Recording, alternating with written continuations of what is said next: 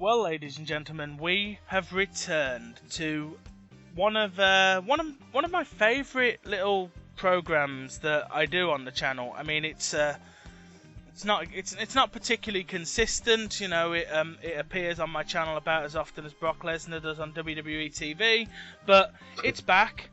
Tom's Chatroom has returned, the second one done exclusively for the Tom Williams Productions channel. But overall, it's about the 20th Tom's Chatroom, and joining me on the Skype line for a edition of Tom's Chatroom is Karl Dutton. Hello, everybody. If you know who I am, I'm glad you know. If you don't know, you probably will by the end of this. Yeah, you certain. If you don't, then it means you're missing out on in my opinion, one of the most unique wrestling podcastings that's out there. You know, whereas everybody seems to do a wrestling radio show, so to speak, which is, you know, 3 or 4 smarks. Let's be honest, that's what they are. That's what we are. 3 or 4 smarks sat in a room talking about the news in wrestling. None of them have their own universe, much like yours does. Well, yeah, I mean, I occasionally go onto the main show nowadays. I'm not always on it, obviously, because of my work schedule, but yeah, that was where it started, was the original show where it's like, oh, I'll do a wrestling podcast, and of course it's kind of going to have moderate success because there's so many other wrestling podcasts that do that, but do it better. So that had its own success. You know, partnering with Being On Forever, as we did when it was an Undertaker-centric podcast, helped our popularity, I think, and helped us reach a wider audience than we would have. But then when we had the fantasy idea, now of course it's much more niche. People aren't going to be as interested in it as you know, a general review talk show, but it's something that we have always enjoyed doing. I mean, from the time that I was a kid, and I think it's the same thing with DM and BM to an extent, is, you know, you always create in your mind, you create characters and things and have ideas what your storylines would be if you were running it, and god damn it, you'd do it so much better than the people who are. So we were like, hey, let's have some fun with it. Let's do kind of what K-Pop Commentaries does, a guest booker, but let's, you know, fully go for it and, you know, basically perform this live radio drama, which is going to be you know, basically our version of the WWE world. And that was, you know, 2009. We've gone since then, and it's just kind of continued to grow and get bigger and bigger. And now, over the past week, I've just changed up the game. We're now making it a video podcast for the obviously for the pay-per-views, so it kind of continues to evolve. We keep trying to sort of one-up each other. Like DM will, I came up with the idea of having the live music and having the sound effects. DM then took it a step further by having, you know, fully edited with crowd sounds and that kind of stuff. Then I came up to meet him doing that, and yeah, and then JJ would get involved and have this kind of recap idea, which I occasionally would take when I didn't have time with my current schedule to do a weekly show. And yeah, it's just continued to go from there. And as I said, now I do my pay-per-views, you know, using the game and then edit it and add commentary and things with my terrible Jim Ross impression. But yeah, it's a lot of fun. I mean, obviously it's going to be a niche thing. For those who don't know, fantasy booking is always a niche thing, and I think that the idea of people doing their own version of the movie is going to only appeal to certain people. But if people enjoy it, if people want to see sort of what fans would do if they got hold. I mean, it's a totally fantasy universe. In this universe, you know, anybody from any time period ever in their prime is available. So, you know, you've got Chris Benoit is in action and Owen Hart, and, you know, there's things that you have to kind of toss out the window when doing it. But, you know, it's a lot of fun. Well, it's its own little universe, which is, you know, one of the better parts, and it sort of exists. Well, every single show sort of interacts with each other. I mean, I'll openly admit and probably get some heat for this. I listen to the WWF bits and the ROH bits because I don't get WCW or NWA as it is in your universe. I never did, you know. But I certainly get something out of it where somebody from one of the shows pops up on one of the other ones. And it's like the Monday Night Wars. Yeah, the idea is obviously we're all working cooperatively because, it's just us being friends doing it. So the idea is, like, what would happen if the American promotions got together and do what kind of like the Japan promotions do, which is Wrestle Kingdom. Like, what if all the American promotions got together and do that and created kind of the ultimate dream matches of all of our top guys, and yeah, it's a lot of fun to do that. The answer to that question is make a lot of money. Yes. A lot of money. But like another sort of string of your bow, so to speak, is as you mentioned audio dramas. You do other audio dramas outside of the wrestling bubble, so to speak. Mm-hmm. Yeah, I think they've been my most successful thing. Sorry, you were gonna say something. Sorry. One of which I've spent the last 3 days listening to. You listened to them all now, have you? Yes. Of the X-Men. Yeah, that came from, and I think that's my most successful thing. I think because as much as niche as the wrestling thing is, I think the audio dramas, it appeals to a certain market, but I think it's more unique. Like, there are so many wrestling podcasts out there, and I think that having both the fantasy and the regular show sometimes muddles the feeds and divides the audience, and I think Beyond the Mat occasionally suffers from people going, wow, what is this fantasy shit that's clogging up the speed kind of thing. Whereas there's only one X-Men audio drama, and I went out of my way to call it the X-Men audio drama, because there's been ones where people have adapted certain storylines, there's been paid productions where they've adapted certain storylines, but there's never been one that's like, I'm going to tell the complete story from the beginning, because it kind of came from my frustration, I guess, that, not only have we not got an animated series in the modern age because of the whole deal with Marvel and Fox and them not getting on and not wanting to promote each other and that whole weirdness with the film rights. There's been a lot of sort of trying to get... We've not got anything great X-Men, and I've always said, for all these amazing superhero TV shows we've got these days, an X-Men one would be superb. Because I think X-Men lends itself more to long-form storytelling. I think it lends itself more to serialized storytelling, with the Claremont-style writing. So what I did was I said, well, obviously the 60s stuff is extremely cheesy, but there was a book called X-Men Season 1, which the first season was named after. X-Men Season 1 was... Basically, it took the original stories and updated them and made them work in the modern age, but not only modernized them, but also made it work with the stuff that came later. Because one of the big things in Marvel, in fact, is that the continuity continues to go and go and go, and there's no stopping point. So what is now known as retcons happens, where it's like, oh, Xavier and Magneto have always been friends. Moira's always been around. Like, yeah, of course they have. You've not just invented them now and then invented this entire backstory. And so what I did was I took kind of the best parts of the story. I obviously am following the original chronological order of the original storylines, but I'm not only updating it and making it more modern and making it more realistic in terms of the way that the people react and how I think the characters would react, but also taking the stuff, maybe some of it from the movies, some of it from later versions of the comics, and taking it and applying it to the original story. So what it would be like if somebody restarted X-Men now, did it in the same order as the original stories, but with the knowledge of the stuff that's come since. So Moira McTaggart is already there in the beginning. Xavier and Magneto have already got that relationship. Talk about the movies. My Magneto sounds just like Ian McKellen. Daniel Earl does a fantastic job of that, and a superb job. And yeah, so it's the kind of, you get the whole dynamic of those characters from the beginning, and it's the first class. I really had a lot of fun of fleshing those characters out, because those stories, they were of a different time. They were of the 60s, and the storylines written by Stan Lee were extremely cheesy, and the dialogue was hilariously bad. And it's fun to take what was this fun little kids thing and update it to make it more like the modern X-Men as we know them now. And, the whole Jean backstory with the car and that kind of thing. It's like, well, how would, in the original storyline, it's like, oh, Jean's just got telepathy, moving on. Oh, Jean was in this car accident, and Xavier knew her when she was a kid, and that's fine, and he made her forget about it. Oh, that's fine. It's like, no, that's not fine.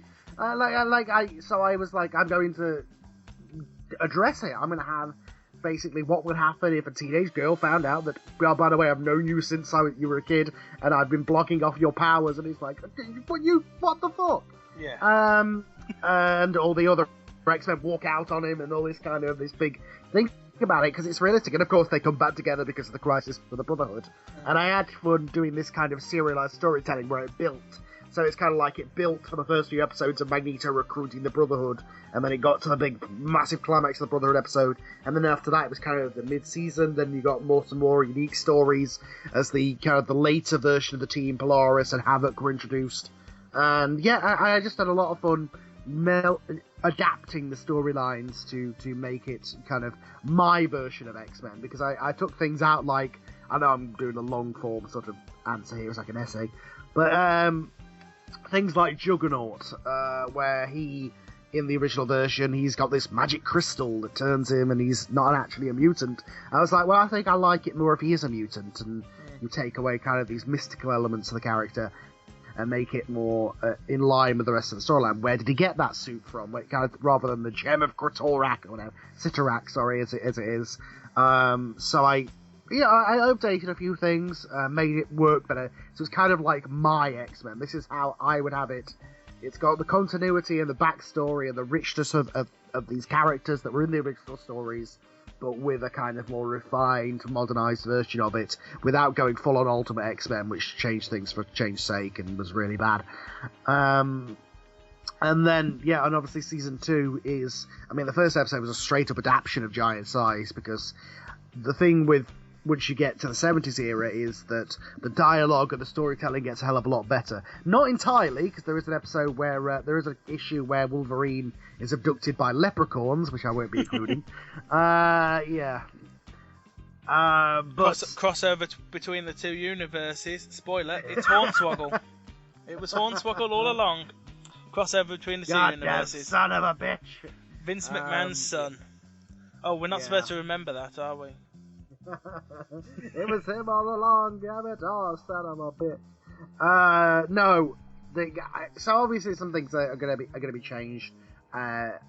Really, from episode 3 of season 2, you'll start seeing my voice come back, and I start adapting things and make them make more sense for my universe of it. But I'm adapting more literally now, because I'm having a lot of fun just taking the most iconic stuff now and bringing it in line with my series. And my plan, as I've said in the past, is to get to season 3, because after that is where X-Men got crazy.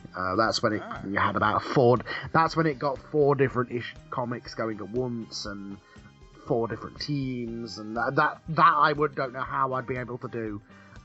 So the end of season 3 would be sort of the mid 80s time period. That's where I'm planning to go to for now. I'll continue if I'm still enjoying it and I can find a way to do the New Mutants and do X Factor and all that kind of stuff.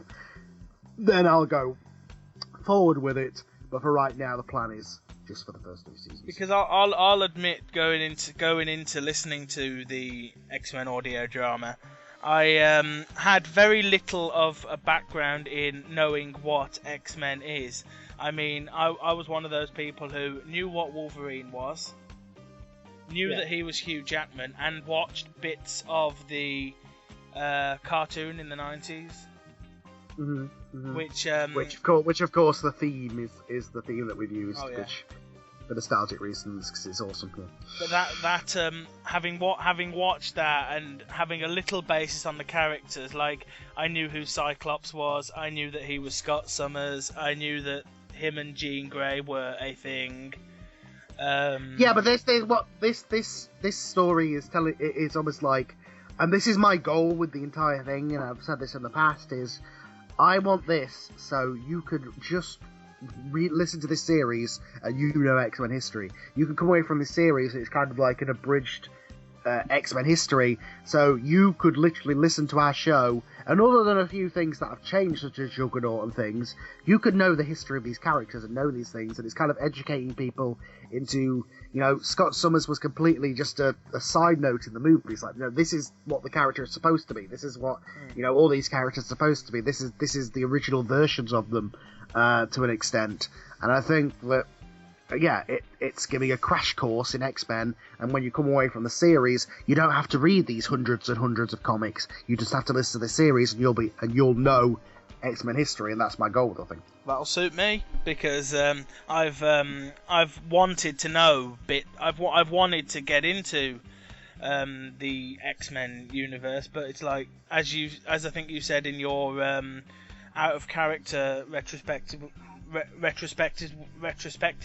with some of the cast and the music director, you were talking about how it's just so difficult to get into because there's so much of it. Yeah, you've got 60, 70 years of history. It's extremely not 60. It's it's 50. I think 50 years of history, because it's about the same. It's about the same age as sort of the Star Trek and things like that. So it's about just over 50 years. I'd say 63. So 52 years old the comics are, and it's been a continuity that's been ongoing and retconned so many times, and nowadays it's so confusing and convoluted to get into, whereas back then it was much more simple, and that's why it's easy to adapt a bit more.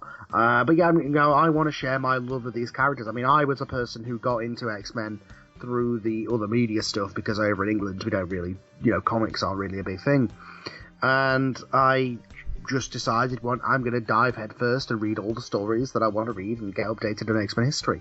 And I did, and there were certain things I didn't like and certain things I liked, and I enjoy that kind of X-Men as this ongoing soap opera that you get these evolution of these characters and the changes and stuff, and the fun of season 2, of course, is that it's an all new, all different cast. This is where the X-Men was restarted after it was cancelled in the 60s. And it was restarted with the new team, which became, the team, the icons, Wolverine, Storm, Nightcrawler, Colossus, the characters that everybody knows and loves. And of course, we're building to, the Phoenix storyline, of course, as the logo will tell you, because that's around the same era. And, I mean, one thing I say about these is, obviously, my first one was the Star Trek Lost Enterprise one, which was a great fun to do a kind of Star Trek one, because I'm a big Star Trek fan, and a lot of people have really enjoyed it and that kind of thing, but it was kind of a beta test. It was me kind of getting used to doing an audio drama, because I've done films and things in the past, but this was a case of, I don't want to limit my imagination. I think that on my budget right now, can't afford to do the things that I want to do. Whereas an audio drama, so long as I have the right words and the right sound effects and things, the movie is created in your mind, kind of thing. So you can listen to these, and like if I did this as a live action series, it'll be in the Xavier Mansion. Do you know what I mean? Yeah. Whereas in this, I can have Magneto take over an island and twist himself a massive metal fortress. Things that I could never ever do unless I was on a multi-million-dollar budget, and and just have a lot of fun with it. And the X-Men version of Smallville. Yes, it would have been Smallville. Yeah. Where it ends with them putting the costumes on for the first time, and you're like, oh, but you've been building to this for so long. Keep it going now. Yeah, and they can't afford it. Or where he just flies for the first time and he just flies through Darkseid, and that's it. That's all the fight is. Yeah. Lost Enterprise was a great sort of starting point. I think it was getting used to the genre, but it also started me. And I mean, I've worked with Casting Call Pro and things like that in the past to get professional actors, and I wanted to do it. And it started building this base that now has grown into, I've got 40 or so actors that I have a base of. While we're on that, go on, sorry. While we're on that, I'm going to jump to one of the questions that was sent in by one of those 40 cast members. Where I'm interested to know some of the frequent issues of working with a cast of that size. Yeah, this is I saw it was posted from Steve, who is he plays Beast in the series, and he also is now playing Colossus. I mean, he has been, just talking about Steve for a second, he has been the guy who has been on the ground floor with me. He not only gave me some of the programs that helped me get the audio to the quality that it is, but he also has educated me how to do it and things like that, and it's kind of my quality checker. I send him things and say, how's this sounding, is it clipping, that kind of thing. And yeah, absolutely, the cast is incredible. I'm overwhelmed by the talent of people that have come forward. And at the end of the day, this series, it has no budget. It is for no money, and people are coming forward just for both, the fun of doing it and because they love these characters and to do these stories and because a lot of them we've got a rapport. Like back in January, I went down and I met a good 6 or 7 of them. And we had a drink and a meal. And I stayed at Omru's house. Omru is my main lead actor. He's Cyclops, isn't he? He's Cyclops, and he's Batman in Long Halloween, and he was Captain Johnson in Star Trek. He's kind of my lead. He's my Johnny Depp to my Tim Burton. Just quite a phrase, but I met these guys, and it's become kind of a friendship between me and a lot of the guys because these guys are doing this for me, just for free, but for the experience, for the love of it, and for the craft of it, because they enjoy doing it, and because they're fans just like me, and they are geeking out to do this stuff. And a lot of them, Omri and Natalie and Sam, and Jason and quite a few others are they are working professionally doing this. Omri makes a living doing voiceover work, but he takes his time and his effort for no pay because he loves doing this stuff. He loves working with me. He loves doing these characters and geeking out, and he sends the stuff to me. Takes his time out of his schedule to do that, which essentially maybe costs him some time doing paid work. And he does it because he loves it, and I could never be more appreciative for that. And the cast that I have built together, there's a core group that kind of go along from every series with me, but the core group that I built from Lost Enterprises continue building, just the incredible talent that I've got. Of course, I've got, hundreds of applications, and I eventually one of the things, when I started Lost Enterprise, it was just, oh wow, people are reading my lines, that's amazing, it's so good. And I would kind of accept just, that accent sounds vaguely good, you're hired, kind of thing. Whereas as things have got on, as things have got more popular, and the demand for the roles have got more so, even as there's, trillions of roles now in X-Men especially, there's still more who want parts, and it's hard to... I've had to become much more of a producer and a casting director and become kind of like, okay, these are my friends to an extent, but if they're not right for the role, then they're not right for the role. Yeah. And now the problems that Steve says is obviously not only finding the part that's right for everybody if everybody wants a part, but also not only telling somebody that they're not right for the part and kind of laying people down, which happens. And there's been a couple of times where somebody's been perfect for the part, I've hired them, then they send me the recordings and they just sound like shit. And they've been recorded off a phone or they've been recorded off a laptop, and I can't put that in there because as soon as their lines are added in, it breaks the suspension of disbelief. If somebody comes in and their audio sounds completely different, it sounds like they're on the phone when they should be in the room with them, it breaks that suspension of disbelief. And I can't do that. I want to keep it as... My thing is I want to have the best quality possible, and I think as things built, I think Season 2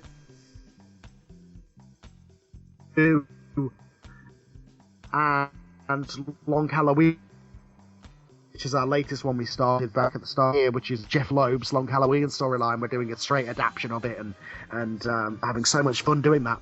I think they're the best quality, and the quality continues to improve, and now we've got to this peak level where all the audio sounds fantastic, the editing is on top notch, the writing, everything is at peak now, and it's a case of and also, managing the people, this many actors, and going, okay, I've got 10 lines, but there's 5 people who haven't sent me their lines yet. I've got to chase up after them, and some people are busier than others and things, and some people I have to chase up and some people I don't, and yeah, it can be a bit of a nightmare, but I wouldn't change it for anything. When you put all the stuff together and it sounds amazing and you're like, oh my god, this sounds incredible, this is like, because I'm a fan, like I listen to these types of things, I listen to audiobooks, I listen to graphic audio production sometimes.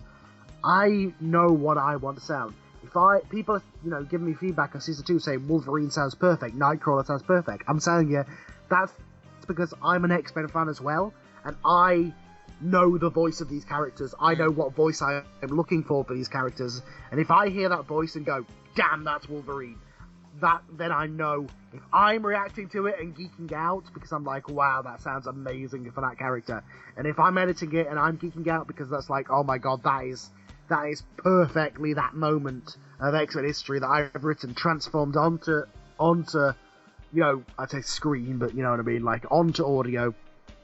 If that happens and I get the geek chills, then I know that other X-Men fans and other fans will get that as well. So if I'm geeking out, I know you all as well. But yeah, to get back to the cast, it's a nightmare sometimes, but it's worth it for the results and for the incredible talent that has come forward. Every single member of the cast, incredible. So obviously you're talking about how you've got plans all the way through into season 3 and potentially beyond. So of what you know is coming, what moment in that continuity that you've got coming are you most excited to give to the audience? In X-Men? In X-Men, in Batman, in... Well, in Batman, it's kind of different. Long Halloween is an adaptation of another story, so I'm literally just copying the text. I'm adding, obviously, the narrate for the audio versions. I mean, the video versions, for those of you who don't know, if you just listen to the audio versions on YouTube, I take them and edit them to the original panels, and obviously Declan, the absolute hero of these things, doing a full composing score. He composes a full original movie quality score for our productions, and the audio version is slightly different to the video version with Long Halloween. And with Long Halloween, it's a case of I add the narration, add a few things, but mostly it's just adapting a storyline that, just doing that storyline justice in a way.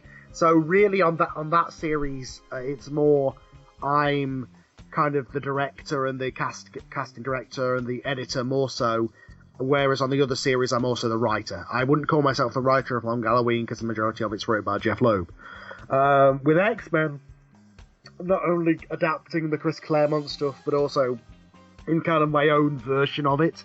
Obviously, getting to do some of this stuff that's coming up in the second season. In one of the episodes coming up, Jean becomes the Phoenix, and she gets that speech that's in the trailer. That absolutely is, the moment. That's one that I'm really looking forward to hearing the Jean Grey actress do. Yeah, Natalie has been superb as Jean Grey. She also plays Catwoman in Long Halloween. She was in Lost Enterprise. She's one of the absolute stars, without doubt. She's incredible. I think in episode 4, where it was her story and she, the whole thing with her backstory, she really shined in that. She's every episode she just stands out as being incredible, and to hear her then get to do the Phoenix saga, it's going to be amazing. And I have the recordings, as you heard in the trailer, I have the recordings for that episode already. She sounds insanely good. The Phoenix saga, and then of course the end of the season is going to be the Dark Phoenix saga, where we're going to get sort of the ultimate climax of that character, at least for now. And it's going to be so much fun adapting. Some of it is a case of, what do I adapt and what do I change without being heresy, for changing it. Oh, yeah. I mean, the Phoenix saga stuff of how she becomes the Phoenix, I've adapted a little bit, because in my version, the Marvel Universe doesn't exist, so I can't justify there just being a space station up there and there just being space travel and things like that. So I've got to adapt how she becomes the Phoenix a little bit, and I think people will be happy with the way that I've done it. So, you said the Marvel Universe doesn't exist, so does that mean it's completely off the card for anybody else from any other Marvel things to pop up from time to time?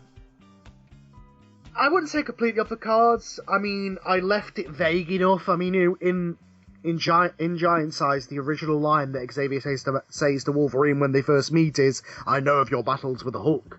and I changed it to I know of your recent battles with powerful beings. So he can still be lumped in there.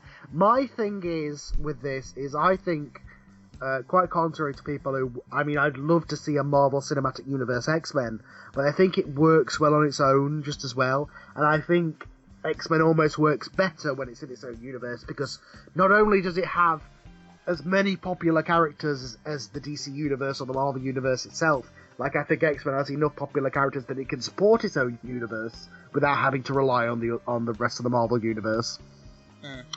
I think it also works better in the case of really when people are hating on mutants. It doesn't really make sense that they're then like, yay Spider-Man, yay Fantastic Four. It's like, yeah, but what are different about the mutants? Well, because they were born that way. It's like, okay. Whereas if these are the only superpower people in the universe, and the one that's the most public is Magneto, who is taking over islands and trashing militaries, you can understand why people are fear and hate mutants. And I think it works better on that level. I mean, some things sort of, when we get into season 3, I'm going to have to introduce Rogue, obviously, and a lot of her backstory relies on what she does to Carol Danvers, Miss Marvel, and I don't know whether I'm going to bring her in as a mutant or whether I'm going to change where she gets those powers from to be another mutant or something. That's a problem I'll get to next year when I get to that season. And you've done a lot of different audio projects over the time you've been doing them, over the years, really. Is there one or maybe more things that if you could go back and just change the way you did it, you would, or are you happy with what you've done that's brought you to where we are today? Mostly happy, but a lot of the podcasts that were started and dropped, I regret. I loved doing blockbusters. I wish we could bring that back, but it was just a case of time. The Two Twats Talking, which was fun doing it with my friend, we kind of dropped off doing that because we ran out of ideas. There's a lot of series that I started that just kind of, fizzled out, and I'm sorry to people for that. Beyond the Mat's really the only one that's kind of stayed. I enjoy doing the ones that we do. I just wish some of the others had carried on if I'd had the time to do them. So we're on to another one of Steve's questions, which is he sent in an essay on the reply. He sent in an essay, and I spent about 20 minutes cutting it into questions, which was fun. But the worst or funniest, I suppose they're two separate categories, really. Audition you've ever received. So I suppose if we go with worst, start with, what's the worst audition you've had, and for what role did they try and audition for? You must have some stinkers. Yes. There are some amazing ones. I won't name and shame anybody, but obviously when you're auditioning, not only to the internet, but also you're auditioning to people who are going for a free project. I think some people think that the audio quality doesn't matter as much. They can just record it on their phone with lots of rustling. I mean, that always comes into it. But in terms of just purely performance, I've had people who have sent me auditions for Batman in an English accent, which I don't know what rock they were living under that they thought they'd get that role in that part. I've had somebody who sent me audition for Gilda Dent, where it was Tommy Wiseau levels of just every cadence, every inflection was wrong, but also it was in an English kind of Essex accent. Well, the most recent Batman was Welsh. Well, yeah. We had, but they weren't doing the accents. I mean, a lot of the people doing in the series aren't American, but they're doing American accents in our series. But yeah, they weren't. She wasn't even attempting at all. That was just an incredibly bad one. One of the funniest was one of the people who I had cast in another project sent in an audition for Batman. That was in the Christian Bale Batman voice for Long Halloween. and they read the narration. Long Halloween is a lot of narration, but they read the narration in the Christian Bale voice, and not just the Christian Bale voice, like the most exaggerated kind of parody version of Christian Bale. Like literally, it was like, "I open a magic window sitting, I don't look out of the dog hours." Like, oh my god! Comedy Christian Bale Batman. I was laughing hysterically to that one. It was amazing. There's been some insanely bad accents, obviously. People who think, who for some reason audition in the wrong accents, or this one guy, there'll be people who will audition for multiple roles, but will do every single take in the same voice, just their natural speaking voice, very monotone, reading the same lines. It's like, you do realise these are different characters, right? And also, why is the Joker just sounding like you? Obviously, aren't you going to do some sort of voice for it? I don't know. There's been plenty of bad ones, but, as I say, the diamonds shine through. Any horrendous ones for X-Men? Because a lot of those were people doing bad Batman. Yeah, there was, definitely. Same sort of situation, same sort of things. People doing the wrong accents, or people who just don't sound right. For the characters, I mean, a lot of people wanted Wolverine, but a lot of people couldn't get that kind of gruff, hey bub, the kind of voice down. A lot of people were just doing the normal voice. There was one that was just, again, it was just a British guy speaking in his normal voice, and I couldn't understand why they thought I'd let, I mean, I've made Warren English, but that's about it, and Polaris English, but Wolverine, come on, there's an iconic voice for that character, and I'm not going to screw with that. So far in what you've in the Batman and the X-Men storylines, what's been the most fun moment that you've recorded? Put together, like? Oh man. My absolute favourites were episode 5, where we got the Brotherhood, and they take over the island, and the music and everything was just working so perfectly, and then you get to see the team fight the Brotherhood later on. That was all amazing stuff. But the finale as well, where just you bring all the characters back, and you've got the Magneto and the Brotherhood teaming up with the X-Men, and you've got Banshee in there as well, and they're all fighting off these army of Sentinels, and the sound effects are going off, and the music's kicking up into high gear, and you're hearing everybody's powers, and it's kind of this big climax of the series that the original series never got because it was just cancelled. That was so much fun. I mean, every episode, getting to hear it for the first time, every episode, but also the latest one. Just incredibly good to just hear, like, oh my god, that's Wolverine, oh my god, that's Nightcrawler, oh my god, that's Colossus, like, everybody sounds perfect, and everything's coming so clear and perfectly. And with Batman, oh my god, Omri is insanely good as Batman. Rex is just a superb. Jim Gordon, Harvey Dent is amazing. Every character, the guy doing the Joker. Every character sounds perfect. Absolutely, John's Mark Hamillish Joker, so good.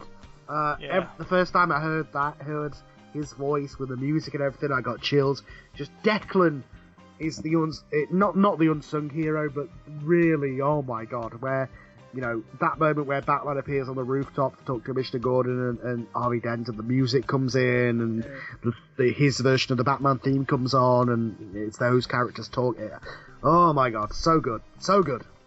So to go back to the very start of all of your podcasting endeavours, and this is one of my own self-written questions, how did the Karl Dutton podcasting empire come to be? Podcasting empire? Well, it was just a case of I started listening to podcasts, and as you can hear, and as I have ran my mouth dry during this, I've always had the gift of gab. I think one of the problems I have in life is not talking. I'm able to run my mouth, and sometimes for co-hosts, as you're finding now, it's hard to get me to shut up once I get going. And I've always been like that. I've been like that with, when writing essays. I'm always over the word count, and I'm always great at sort of going on and on and on, and having some things. So I said, yeah, well, I could do that. The original version was so kind of, hello and welcome to the dark side, or whatever the original version was called. I think it was Slam of the Week or something. Yeah, Slam of the Week, that was the original version. And I was just kind of talking in a low voice, and I was talking about... And it's just... the audio quality is bad, my voice is bad in it.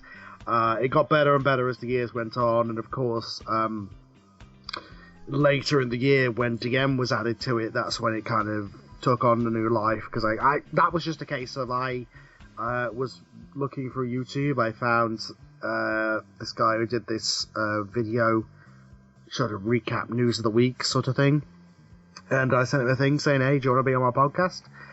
He said yes. He came on. His brother came shortly after, and it started there. And now he has taken over the main show. He was my right hand. I'd say now he is really my partner in these whole things. He does more of these shows than I do. He every week he's there with a Nitro done, even when I've not had time or I've been doing other things. He's there every Saturday night. He's there with Strada and Alex now doing the main show. And as I say, just a case of me wanting to do it, and then now literally to the point of I can just rely, now that I can't do a Saturday night, I can say, I know that if I'm not around, DM, Strada and Alex will take care of the show, and they'll do a better job than I ever could. So what is it about audio that pulled you into it? I mean, because back when you started, you probably had the option to do video podcasts. Was it something about radio that... Well, microphones are cheaper than video recording devices are. Also, I think that I've got a face for radio, maybe. I don't know. I was pulled into the podcasts. I thought it was a easy thing to do. So I was like, okay, this is a cool way to get because I've always been that person who, when I'm watching TV, I have to pause and have a mini rant about what's going on, my thoughts and kind of thing. Because I've always got opinions and comments on anything that I watch. When the film student comes out. Yeah, to an extent, but also just a fan and things like that. So I mean, I've always been like that with wrestling. So I was like, well, this is a way to get my opinions out there. So I did that. I got into doing sort of YouTube reviews for a while, where I did do video ones. Of course, a lot of them have been taken down now because of they had movie footage with them, so now it's just the audio on my YouTube channel. But and then with the audio dramas, as I said, it was just a case of I was going to do a live action series, but then I realised I want to play in this world. I can't afford to do a live action version without it costing so much money, and I don't have access to the equipment and things like that, but I can, for as long as I get myself a good microphone and a good editing suite and a good team together, I can create a movie in the mind, and I can do these things justice just with audio. Give me a sort of basic timeline of how long it takes from having the script written to having a completed episode put together. Well, it's a lot of the time I can be incredibly fast with these things. A lot of the time it's obviously waiting, because obviously with so many people. I mean, episodes 2 through 3 and 4 and that have been written for months for X-Men. And it's just a case now of waiting. A lot of people send their stuff in bulk. A lot of their stuff send the people in as they're needed. And some people who send them in as needed, when it gets to the time that they are needed, aren't available, or it's going to take an extra week and stuff. So, I mean, at the moment, there's been kind of this break in Batman because of one of the guys is doing a live show, so he hasn't got time to do the stuff at the moment. So sometimes it takes longer if people aren't available, and it's going to take a little longer, and there's a lot of waiting around for people to be available, because at the end of the day, again, they've got real lives and real jobs that they've got to do, and obviously I'm appreciative to when they can do it. I'm not I'm not going to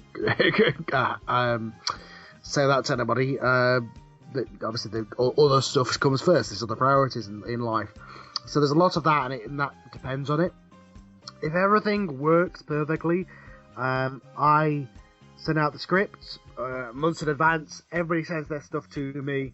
From the time that I get all the stuff together, I can have it edited within a couple of days. Because if I have a couple of days off, I will literally just spend the night editing and just get it all done.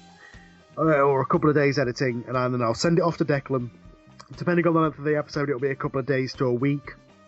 And Declan will send me the score back. So, usually about 2 or 3 weeks for X-Men. For Batman, that can be a lot quicker. It can be about a week, because they're only like 10-minute episodes for the chapters, once you're in the middle portions, the middle sections.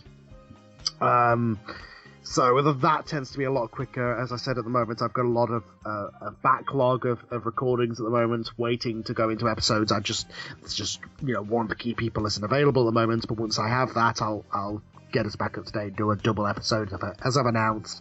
I'll do a 6 and 7 as a double episode to make up for it. But yeah, anything between a couple of weeks to a month. But from the scripting process, I mean, as I said, it depends when I write it. I wrote the finale for season 1 last summer, and it didn't go out till February, just because I wrote it when we were doing around episode 4 or 3 in the production, and then breaks on top of obviously people getting the recordings and things like that, and people being available, and then there was Christmas by the time we got to it. It's just a case of when are people available, and when is it right in the production schedule to get to that episode, really. And obviously I've got to sometimes leave it's not just me waiting for other people to be available, but also for myself to be available, because I've got we've all got other things that are higher priorities than this, and I get to it as quick and as soon as I can, and everybody else does as well. So when can the listening audience expect the next episode of X-Men and Batman? Within the next 2 or 3 weeks, or I'd say about a week, for one of them in particular. There's been a bit of a delay. It was I was going to get the stuff last week, but the guys were busy, so obviously it's been pushed back. Over the next day or two, I should be getting the last stuff for both projects. So I'd say probably about end of the week, early next week for Batman. X-Men episode 2 will probably be end of next week into next weekend. So yeah, within the next 2 weeks, once I've got the stuff, we'll get cracking down on it. And I suppose it is one of your audio universes. Are there any hints and tips you can give us towards what's coming in your version of WWF? More kind of wrestling. I mean, there's been a lot of times where I've done big arching invasion storylines and things like that, and I think people are probably got fatigued about them at that point. So I'm just going to, having the belt on guys like Brian and AJ beforehand, I think it's a case of I'm going to settle down, especially now I can perform the matches in live action on the game. I think now I'm going to focus more on the in-ring product. There's going to be storylines there. Obviously, Wrestle Kingdom coming up, so there's going to be big stuff there. But yeah, I think I'm going to become a bit more of a wrestling show, where it's just about the titles and things. Got some exciting stuff coming up with the Wrestle Kingdom. Obviously, some of the matches have been announced already, and my part of that. And yeah, it's going to be fun. I think it's going to be time to elevate certain people and get them to the level they should be. I mean, it's always going to remain around the core three, my core three, which are AJ, Joe, and Brian. But I think it's time that guys like Ziggler were pushed into that level as well. The injury of William Regal was something that was an interesting thing to do, because it was around about the same sort of time that, it was shortly after AJ Styles put out Lionheart. Whether it was his fault or not, I'm not putting any opinion on that at all. Do a lot of that CM Punk of taking the real life stuff and translating that heat onto our characters. Is it moral? Maybe not, but it gets heat. I don't know. It's probably a better way of doing it than WWE's recent thing with Brock Lesnar taking out the announcers, and then for some reason somebody in creative decided that Michael Cole had suffered the same injury that killed that Mexican wrestler Perro Aguayo, which really annoyed a lot of people in wrestling radio. Well, that they use that terminology, Yeah. you mean? The terminology that they used for why Michael Cole was out for 2 weeks was the same injury that is purported to have killed Perro Aguayo. So in which case, as is somebody in WWE heard just it. as bad as the real one, is what you say. Well, no, I think you've done it in a better way, because it's slightly more creative with the I mean, we all knew the Styles Clash was. We all would have had in our mind that the Styles Clash can be a dangerous move, and it's an interesting thing whether AJ's a heel for doing that or not is up in the air, really. Well, he is. He definitely is now. But I think in my version, I used it to make him a bigger heel, because at that point he was a heel, but he was kind of, he was sort of right. That was the point where it was time to add fuel to that fire. It was time to add heat to that rivalry and really get Bryan and AJ hating each other. And anybody doing anything to William Regal at this point is instantly a heel. Because he's William Regal and we love him. Yes. But so if he'd done that Styles Clash to Brie Bella, nobody would have given a shit. Cheered. If he'd done that to Vince McMahon, maybe. Because I know I certainly had a slight moral weirdness going on when Brock Lesnar in your universe killed Vince. He didn't kill him; he's still alive. No, he but just took Vince out. Took him off TV, and because it was kind of like, and they alluded to this in the real world where they were talking about Montreal Screwjob. It's like, yeah, you could screw Brock like you screw Brett, but then you've got to deal with Brock fucking Lesnar, and he's not Bret Hart, Yeah, Brett will spit in your face. Brock Lesnar will remove your head. Yes, exactly. But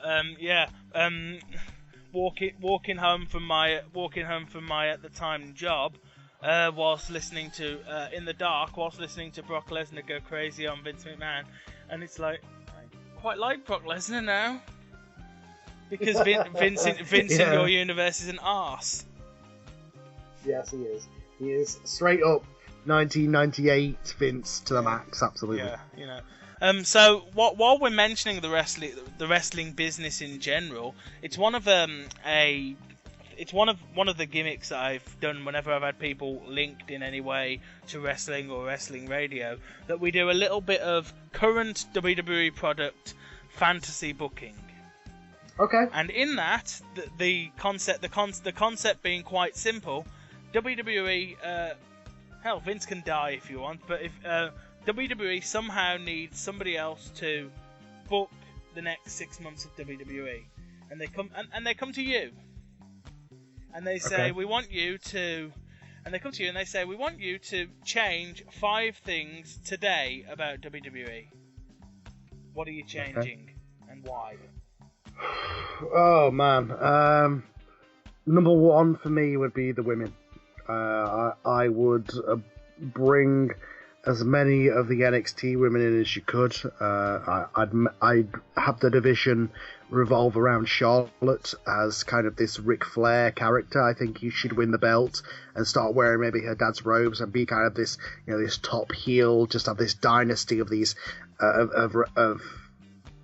the women's championship. I'd make it the women's championship again. Meanwhile, I would do things like I would bring Awesome Kong back as Karma, hire her again. I would start actually hiring women's wrestlers and cancel this Divas Search bollocks and actually focus on making the women wrestlers strong female role models for women and not just all crazy lesbians.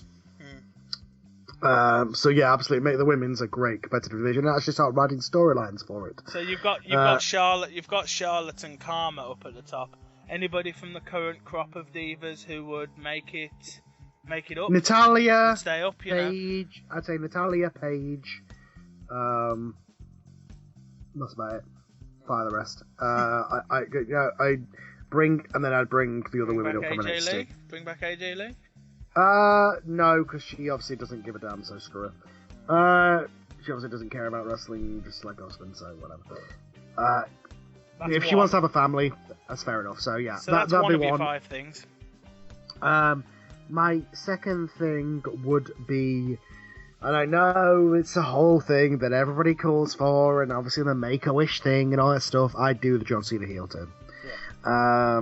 I think that is right for creative fire. I think obviously what you do, as Cena said on the Jericho podcast, you have somebody there ready to take his spot as the Make-A-Wish, the top hero. Whether that's Roman Reigns, I don't know. Ideally, it would be Bryan, I'd say, but that all depends on Bryan's health. But let's in this fantasy world, let's just say that Bryan's health turns out for the best and Bryan is healthy. So for me, I'd say Bryan would be positioned as the top face against Seth Rollins as the top heel. I would have Roman Reigns be. Well, I'll get to Roman Reigns in a minute, but I'd have Bryan as the top face, and in the means, and I'd turn Cena heel. How would you turn Cena heel? I would, because I've got a theory for that, but I think I think you do it in a way that he'll be booed. Because if he turns in a face that people don't like, then he's just going to be cheered. So I would have it be on Bryan. He retires The Undertaker. Yeah. That's come to me as the only way you could do it, because because The Undertaker is the only person who's been a solid face for quite a while now, and it's got to the point that everybody likes him. The adults like him because he's The Undertaker, and the kids like him because he looks kind of cool. Okay, yeah, that's let's say WrestleMania 31 is Taker versus Cena. And it's a career match, and he cheats. It's a career match, and yeah, Cena cheats to win, or he does something where it's a little bit, but he retires Taker, and the next night on Raw he comes out and says, "Do you know what? For all these years I've put up with you fans' crap," and finally lashes out on them and says, "Look, I retired Taker. I've done everything there is to do," and kind of becomes sort of, go all out with it. I'm John Cena, and John Cena always wins. Exactly, that kind of, the character that I did on the Fantasy a couple of years ago. I think that sort of version where he's taking all of his original stuff and turning it around on the fans, kind of thing. Yeah. So you've got your Cena heel turn, and you've got a new women's division. Your WWE is already looking pretty good. Yeah, and I'd say that Bryan would be the top face when Cena turns heel. Assuming his health is correct. That'd be my third one, is Bryan as top face. Now, Roman Reigns, let's stress him. I think that you need to rebuild him in the eyes of the fans. I think he needs to earn his place. So I think he some way, somehow becomes the Intercontinental Champion. And I think that you have him be built from that. I think that you have a great run with him as the IC Champion, and then that rebuilds him to where by the time we get to where it's time to maybe put the belt on him again, he's earned it. Have him go through the whole, build-up process. So I guess that would be number 4. And the fifth one for me would be tag teams. I would get a strong, solid tag team, 2 or 3 of them, give them storylines, give them time, give them development, make the fans care about them, and just put them out there and have great matches, and maybe put 2 characters together who people care about, who aren't really doing much. I think Dolph Ziggler and Tyler Breeze would be a good tag team. That's just because they look like each other. Yeah. I think their characters would go well together. Are they faces or heels? They'd have to be heels, wouldn't they? I definitely think hashtag heel selfie. So Dolph Ziggler back to his heel perfection thing. Yeah, I think that would work. I think. In terms of other teams, it's kind of difficult because I think that the tag team division is almost bleak at this, but maybe put Wade Barrett and Sheamus together as a heel team. I've wanted that since 2010. I think those two. It was would in one of work the well WWE games. Yeah, I think those two would work well. Maybe have Regal as their manager or something. A storyline in one of the WWE games was Wade Barrett, Sheamus, Drew McIntyre, and William Regal getting together as the heel stable, the United Kingdom, and winning all of the titles. I have wanted that since it was in that game because somebody at WWE wrote that game. Well, of course, shame that Ireland isn't in the UK, but yeah. But no, I think you could do something with those two as a big bruising tag team. I think those would be your powerhouses.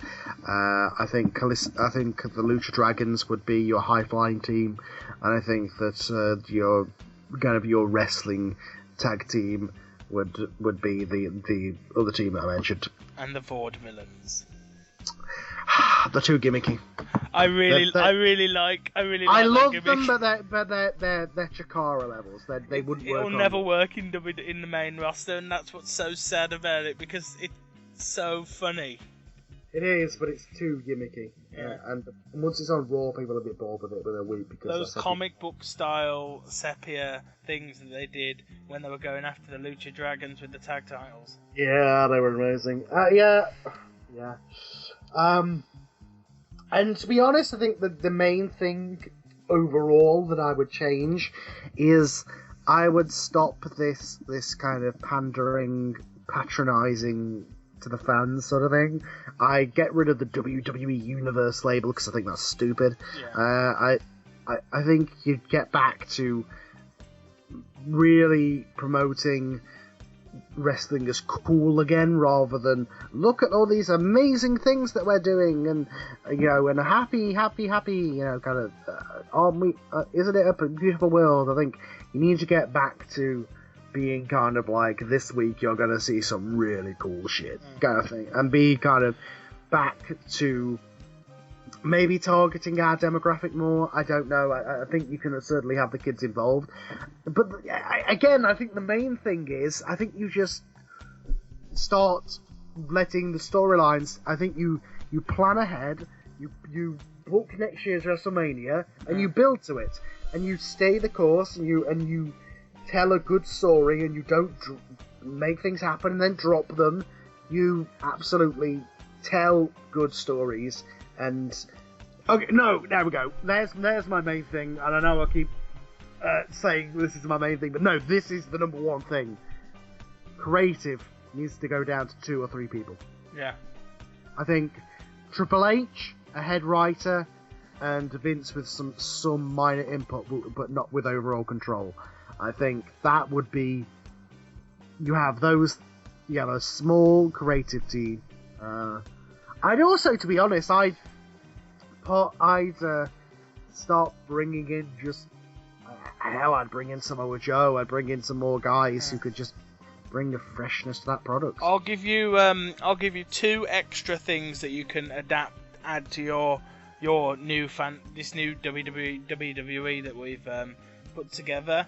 Who are your commentators? Are there 2? Are there 3? Or you can have that, and you can also have who is your on-screen authority figure.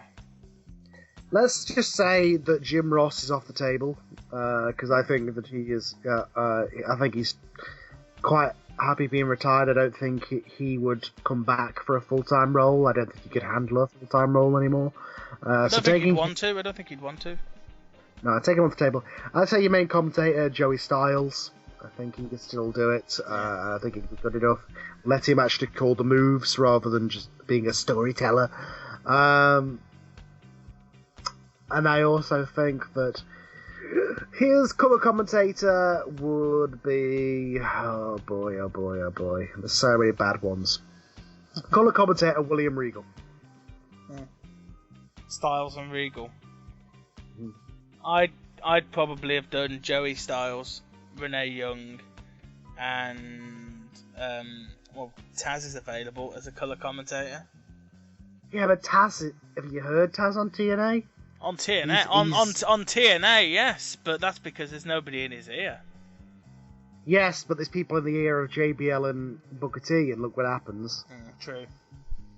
But I would definitely do something with Renee Young on commentary. Because I don't know. I don't. she was good with Regal. Yeah, I don't NXT. know. I don't know how good she really would be. I don't know how good at improv she really is. The two of them with Joey Oh Styles. my god! I can't believe I misspoke. I will say that my commentators are Joey Styles and Paul Heyman. Oh yeah, of course, Paul Heyman. We all forget that Paul Heyman is a hell of a commentator because he's so good at everything else that he's been doing recently. And that he can be behind the commentary desk for most of the year, and then when Brock comes, he can go and be in his corner, and somebody else can take that. Heenan position. used to do that did that in 1992, didn't he? When he was with Flair. Yeah. So now you've got Paul Heyman and Joey Styles behind commentary table, and Regal's now out from behind there. Does that mean he's your authority figure? Yeah, I'd say Regal would be a good one. But I do love Triple H and Stephanie. I think they are great. So I don't think I'd change that. I think Triple H is keep the authority gimmick. I'd keep the authority, yeah.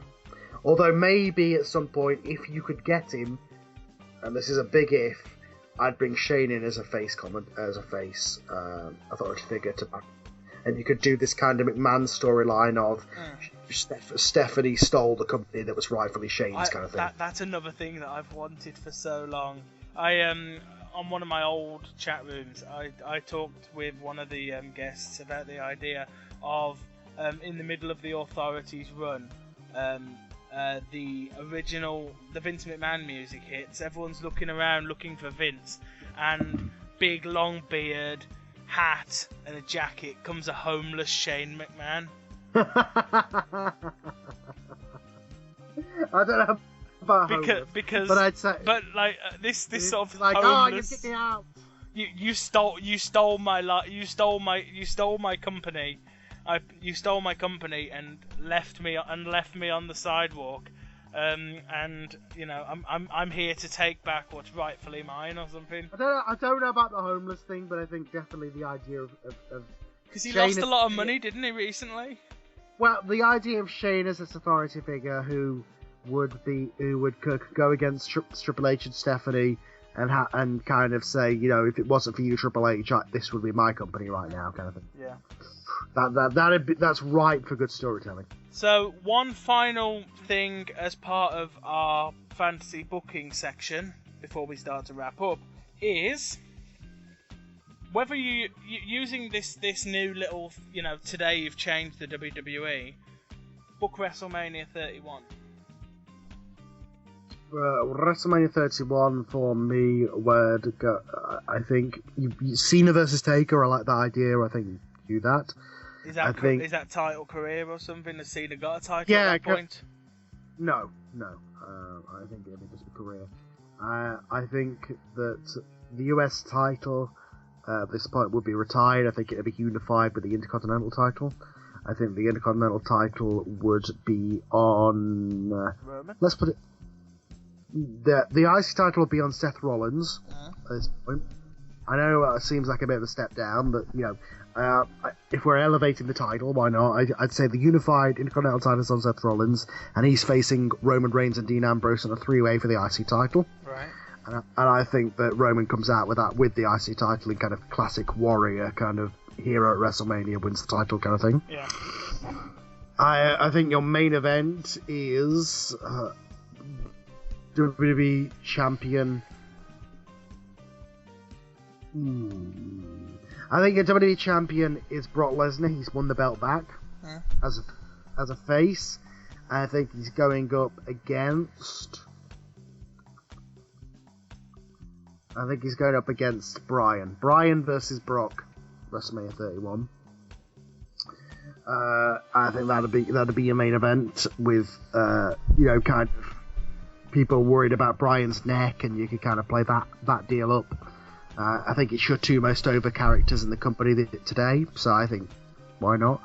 I think your Triple H match would be against The Rock. I think Triple H versus The Rock one more time, kind of thing. Maybe have Ronda Rousey in the corner or whatever if you want to do that. I think the tag match would be my team of Wade Barrett and Sheamus against what was the other team I said? Lucha Dragons. Yeah, there was another one I put together that I'm not recalling. Oh boy! Oh. Let's just say Sheamus and Barrett against the Lucha Dragons, maybe in a ladder match or something. Yeah. Tag titles. Women's Championship, that would be Awesome or Karma as the Women's Champion. She's reigned for a long time on top as the champion, and now she's being challenged by... No, strike that, reverse that.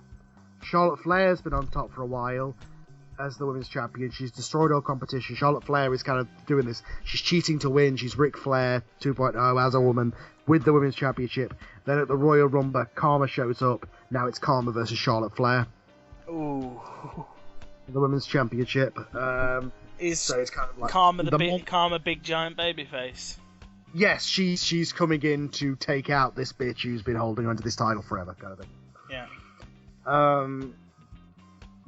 And I guess that would be it. I think obviously you'd have some undercard matches as well, but oh no, I know what my other team was. Wait, no, it was Tyler Breeze and Ziggler, wasn't it? Yes, Tyler Breeze and Ziggler would be in the tag match as well. It'd be a three-way tag. A three-way dance for the tag titles. Yeah.